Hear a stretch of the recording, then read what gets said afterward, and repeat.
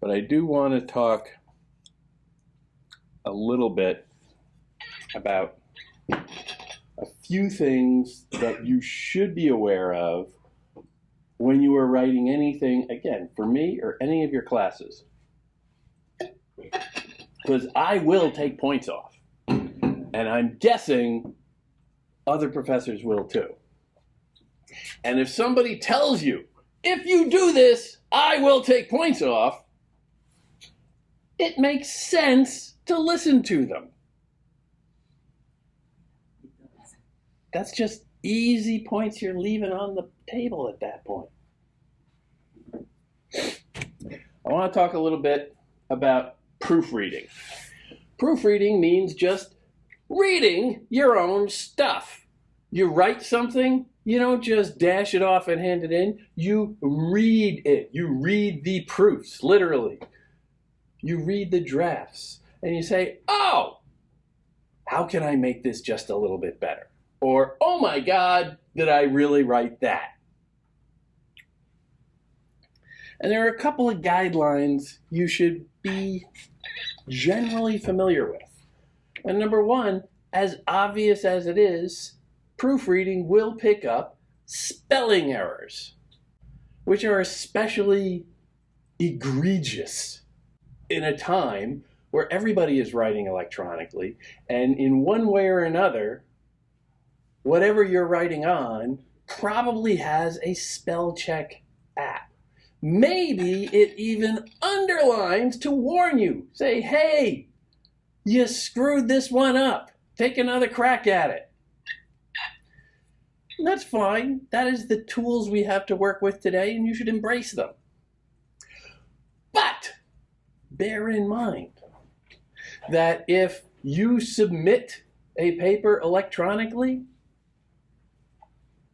there's a very good chance that whoever is reading it has those same squiggles. So if you see a lot of squiggles on your paper, your professor will assume that you see them and just don't care. Now, that is a sign of disrespect. I've used this example before. When you go to meet your new girlfriend's parents, you don't just walk in, put your feet up on the coffee table, and start dropping the F-bomb. You brush up a little bit. You stand tall, you tuck in your shirt, you act politely, you show respect. And that is the relationship you have to have with your reader, whom you don't know particularly well, but you are trying to make a good first impression. That good first impression comes by just taking a moment to say that, oh, okay, that person should not have to adjust for all my mistakes, all my inadequacies. It's my job to deal with them, not everybody else's. And spelling is a sign of that. If you are a poor speller, fine, so am I. But I go over it after I'm done writing a draft and say, well, okay, what did I screw up? Because that shows respect. Same thing with grammar. I would say grammar checks are less trustworthy, especially with a language like English, where quite frankly, the rules kind of don't matter. We English teacher types will tell you that they matter and that they are absolutely inflexible, but we know it's all crap. English is a mutt language made up of a half a dozen others, and the rules are kind of slippery. It is very fluid. It's one of its strengths, to be perfectly honest. All of the rules are very flexible. But that just means it's very difficult to track what is correct and what is incorrect. Now, you can read something that you write and say, well, it's telling me that it is incorrect, but let me go through it and just try and figure out if it's incorrect. Does it sound right? Is it just, is that just an English teachery way that the algorithm is trying to get me to express this? Or what are really the stakes here? And you can disagree with the program. But bear in mind that that's kind of a ballsy move. You got to have consciousness of that. Typos, also an issue. Less serious, perhaps, than the other two. Everybody makes typos. I don't care if you are the greatest speller and grammarian on the planet. Your fingers are going to occasionally brush the wrong key. But again, if you go over it, you can find these. And if you do, the occasional one, all right, fine. Everybody has that. You let that slide. But if you see a pattern, if your professor sees a pattern of them, then that is a sign of what? Disrespect. Thank you. Yes. Formatting. When you are writing across a number of different apps, some of you might even be writing assignments on your phone and then pasting it in somewhere else. That is fine. But bear in mind that sometimes the formatting gets a little screwy when you go from one to the other. You go from Google Docs into MS Word, things are going to get a little bit squirrely. Yes. The margins are going to get screwed up. The line spacing is going to get thrown off. All of this is going to suddenly be very different in the reality that your professor will read it. And whose responsibility is that? Yes. And yes, you don't. Yes. Yeah, especially in Word, you're going to want to make sure not to move any sort of pictures of grass or anything by even a single pixel, or it will ruin your entire page. That is layout questions and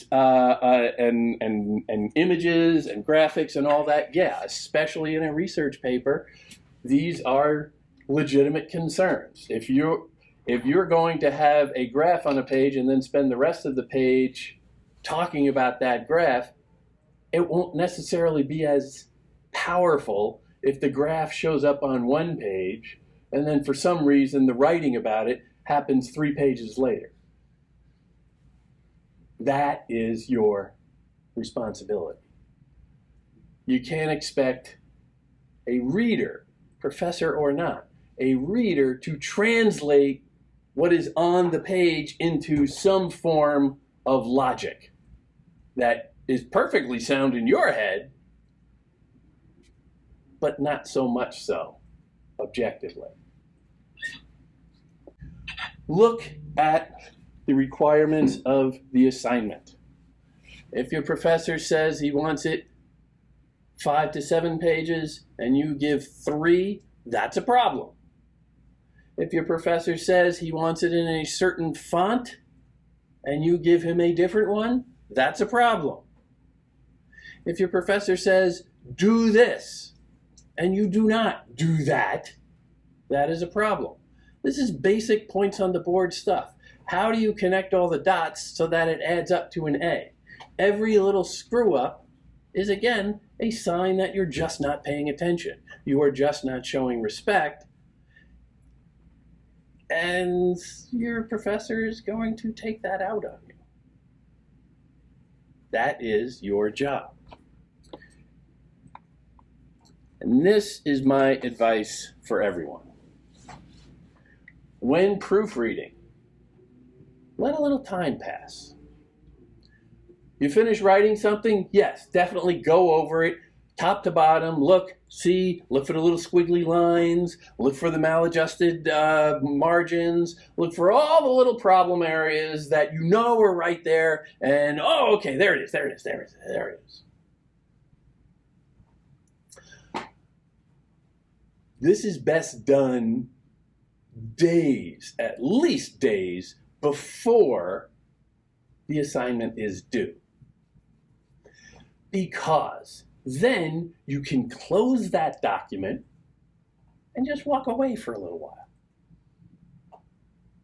Go off, do other things, work on other assignments, take a walk, do other things. Get your head out of there. Because when you start reading something immediately after writing it, you're really not reading it most of the time. You're glancing your way through it. You're skimming. And you were remembering what you meant when each word on there pops up.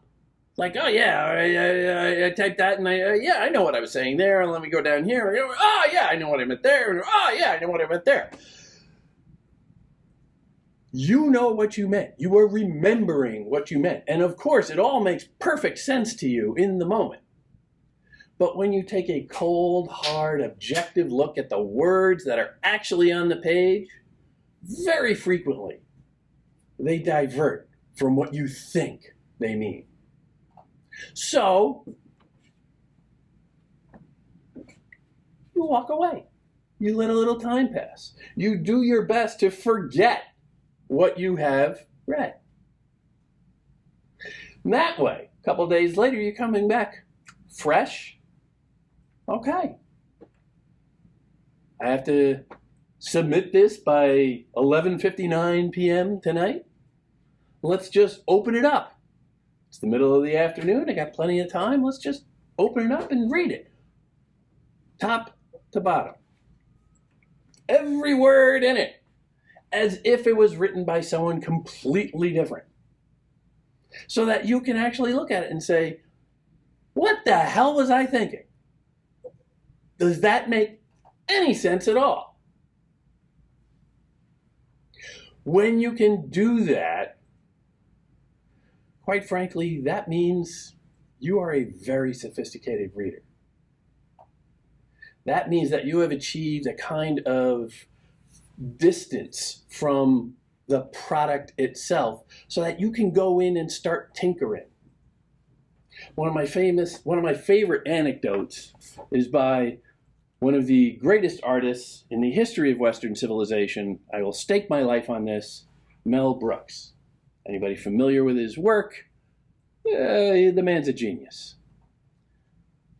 He once said that when he writes a movie, he always does it in pencil on a simple pad of paper. Because even if you write just in pen, it looks too pretty.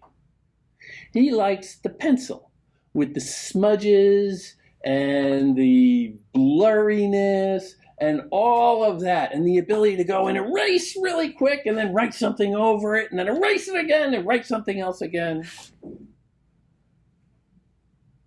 Because he knows that you have to go in and tinker. You have to get that muscle that says, I know what that says. It says what I wanted it to say, but I can make it better. I can make it stronger. I can make it more focused, more economical. I can pump some horsepower by just shifting this word or that word, or even just putting in a comma. That ability, that perceptiveness is where really sophisticated writing begins. It's very difficult to get to that point. I don't expect it of you guys just yet, but just understand that that is the goal, so that you can read something and not have your ego invested in it so much. Oh, I wrote this and I really poured my heart and soul into it. It's me. That's nice if you're writing poetry. But if you're writing something, in ugly prose, like a research paper or an analytical essay or even a blog posting, you got to get outside yourself. You have to understand that, the purpose of this is not so that I can talk to myself, but rather I can talk to other people. People who don't know me, who won't forgive me for the occasional, fuzziness. That's communication. When you can reach outside yourself, when you can reach outside those immediate people around you who know you and will bridge the gap and meet you halfway in what you mean. You have to go all the way to them in strong writing. You bridge the gap entirely on your own. And that's what proofreading can do, because it is not putting anything between you and your reader. All of those little mistakes, all of those little errors will clog up your reader and sort of push him back.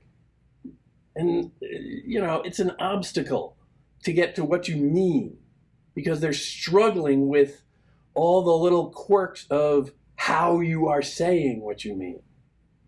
If you can clear those out, then you are reaching your reader entirely. Instead of saying, well, yeah, I just left it right there, come help yourself. That courtesy matters. And ultimately, it's not even courtesy, it is professionalism.